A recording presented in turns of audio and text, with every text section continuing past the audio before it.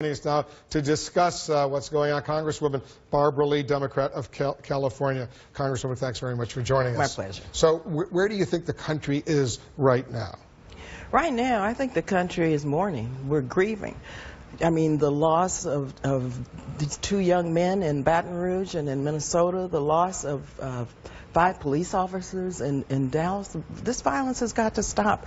And so I think where we are is reassessing where we are and really understanding that we are our brothers and sisters' keeper, and we've got to move out of here and do something. What needs to be done right now? Well, many things need to be done. First of all, we need to have, of course, our gun safety measures should be passed. I mean, just the very modest measures on background checks, gun safety, on no fly, no buy. But also we need to look at the assault weapon ban. We need to also look at how we address issues around police transparency and accountability. You know, the Republicans have defunded in our appropriations bill the COPS program, the hiring portion, and I have a bill that would reinstitute that, but also institute racial diversity in terms of inclusion and hiring. You speak with some authority. Your district includes Oakland, where there have been a lot of these kinds of issues over the years. I want you to listen to what the Dallas police chief, David Brown, said just a little while ago when he was asked what the protesters should be doing. He gave a very important answer. Listen to this.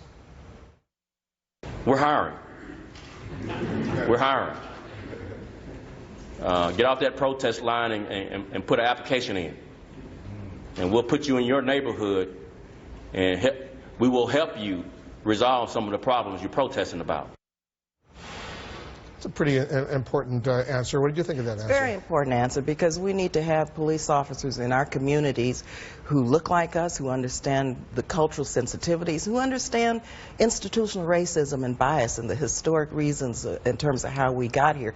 And so, you know, we have to also make sure our police officers are safe. How do you implement the concept that he's suggesting, telling a lot of people, you know what, you want to make a difference, don't just go out there and protest. Join a police force, get involved, go into your communities, make sure people are safe. Well, this police chief is phenomenal, and he made the first step. He took the first step.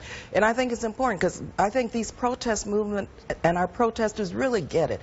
They want to see change. They want to see injustices corrected and the criminal justice system reformed. And so I'm very proud and optimistic that young people will listen. Not everyone wants to be a police officer, but some may.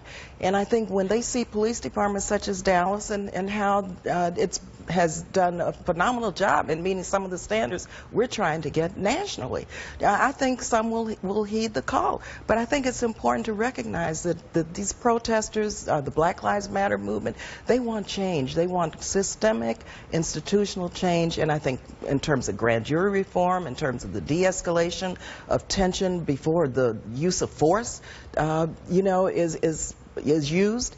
I think that they are really demanding what needs to be demanded, and we have to make sure that these protests stay peaceful.